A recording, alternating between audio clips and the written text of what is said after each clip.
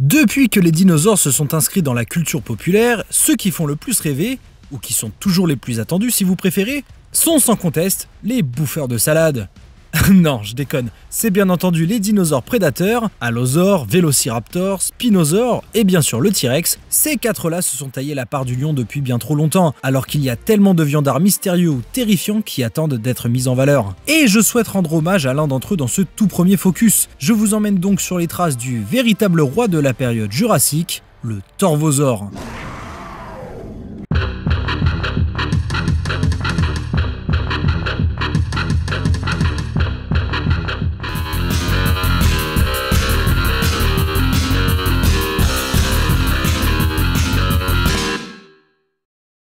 Bonjour tout le monde, ou peut-être bonsoir, et bienvenue dans ce tout premier focus de la chaîne. Comme vous l'avez peut-être compris, je vais faire le plus souvent des reviews sur des documentaires, mais je voulais tout de même accorder un format pour parler d'une créature en particulier à chaque fois, tout droit venu de la préhistoire. Et on commence tout de suite avec un dinosaure super classe que je trouve très sous-coté.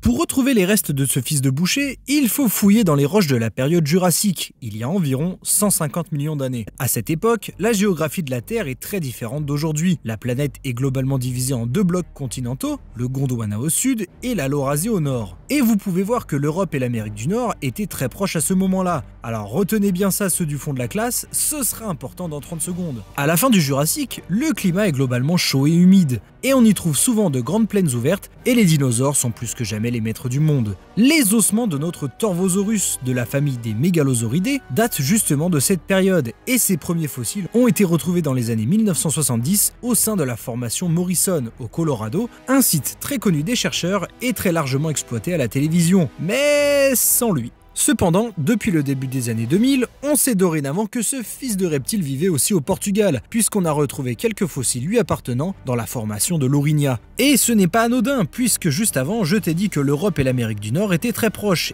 et quelques millions d'années plus tôt, les deux continents étaient encore collés. Cela a permis à de nombreuses espèces de migrer et d'occuper ces deux zones, ce qui explique que la faune dans ces deux continents était presque identique, et on y retrouvait parfois les mêmes espèces. En tout cas, on a ici affaire à un carnivore de très grande taille, puisque notre Torvosaurus, dont le nom signifie lézard sauvage, ça vous donne la couleur, mesure près de 11 mètres de long pour un poids d'environ 3 tonnes et demie. Alors, ce n'est pas le plus gros prédateur de l'histoire, le T-Rex fait à peu près 13 mètres et le Spinosaure peut-être 17. Mais il est clairement dans la moyenne haute de ce qui se fait en matière de dinosaures carnivores, et son crâne à lui seul mesure 1,15 m. Ce qui est sûr, c'est qu'à son époque, on n'avait jamais vu plus gros que lui. Même l'allosaure est en sueur quand il se retrouve face à face avec notre star du jour, mais j'y reviendrai. En attendant au menu, pas de quartier pour le Torvosaure. Ça se faisait des steaks de sauropodes durant la semaine, animaux que la plupart des carnivores évitaient normalement, mais aussi des bavettes de stégosaures de temps à autre. Là aussi, des herbivores dangereux, mais le Torvosaure en avait rien à cirer. C'était vraiment le roi qu'il pensait être. On va maintenant voir si le Torvosaurus a eu le droit à quelques apparitions dans les médias. Bon, c'est sûr que comparé au T-Rex, niveau popularité, ça n'a rien à voir. Mais il y a quand même des choses à dire. À ma connaissance, le Torvosaure apparaît pour la première fois dans une série animée, Dinosaur King. D'ailleurs, en parlant de ce dessin animé, on sera bien obligé d'en parler un jour, parce que bon, quand t'es petit, que t'es fan de dinosaures, et que tu vois ça à la télé pour la première fois, tu pètes ton crâne, tu te dis que c'est pas possible, ça peut pas exister, t'y as pas droit. Et pourtant c'est vrai, mais bon, là je divague un peu, reprenons le sujet. Il est présent au tout début de la saison 2 et fait figure de premier antagoniste. Bon, il se fera vaincre assez vite dès le second épisode où il apparaît, mais il aura eu le droit à quelques moves stylés avant ça, et il aura surtout introduit le concept d'armure sur les dinosaures, qu'on retrouvera durant toute cette dernière saison. Et puis bordel, qu'est-ce qu'il est stylé! Les petites flammes que Ramon lui a refilées là, qu'est-ce que ça passe bien! Mais son apparition la plus marquante jusqu'ici reste celle du documentaire Dinosaur Revolution. Hé, t'as vu l'accent un petit peu? Aussi appelé Le Royaume des dinosaures en français. Ouais, cette traduction n'a aucun sens. Bon, on le voit dans l'épisode 2 consacré à un allosaure qui n'a pas eu une enfance facile. Celui-ci a tout de même bien grandi depuis et pense être le boss de son territoire, mais durant la toute première partie de l'épisode, on sent une menace peser autour de cet environnement, celle du Torvosaure. Notre terreur va réécrire les règles, l'allosaure fait quand même son kéké, allez ça dégage. Bon, par contre le Torvosaurus va finir par trop faire le malin après ça, et ça va mal se finir pour lui. Ça reste malgré tout l'un des dinosaures les plus marquants de ce documentaire, et punaise qu'est-ce qu'il pète le charisme là aussi. La tête noire bien badass avec le corps rouge rayé là,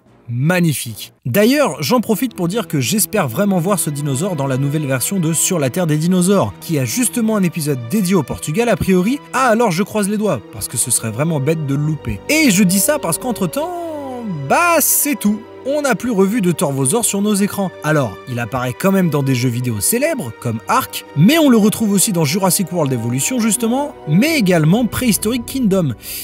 Et là, c'est vraiment tout. Donc on a pu voir que même si le Torvosaurus a des apparitions assez marquantes, elle reste quand même très mineure. Et moi je vous le dis, je trouve ça bien dommage. Encore une fois, le problème aujourd'hui, c'est qu'on s'est trop reposé sur des dinos que tout le monde connaît et qui font vendre, comme le T-Rex qu'on voit vraiment H24. Lui, de toute façon, je ne le considère même plus comme un dinosaure. C'est un vrai businessman, dès qu'il peut se caler quelque part, il le fait ce fils d'écailleux. Mais comme je le disais, on a aussi le Vélociraptor qui est...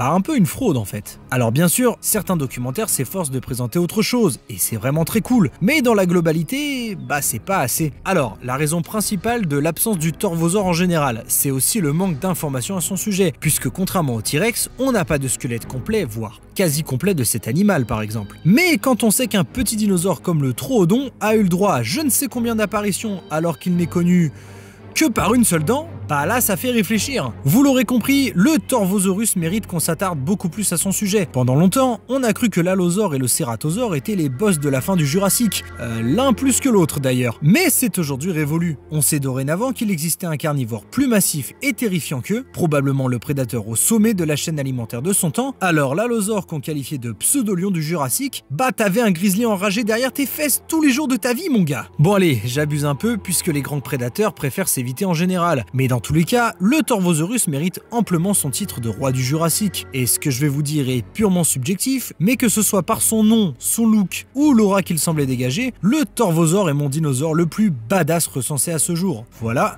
ça c'est dit. Et voilà, j'en ai fini avec ce tout premier focus dédié au Torvosaure. La prochaine fois, on parlera d'un autre titan venu du Jurassique, mais qui n'a rien à voir avec celui-là.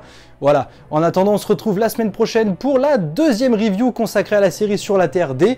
On parlera de l'Allosaure le plus célèbre de la planète, et celui-ci n'avait pas de Torvosaure collé au cul. Tant mieux pour lui. Mais bon, il avait bien d'autres soucis à régler. D'ailleurs, il les a pas tous réglés puisqu'il est mort. Mais bon, allez, je divague, on verra ça la prochaine fois. Que vous dire de plus comme d'habitude, portez-vous bien. À très bientôt.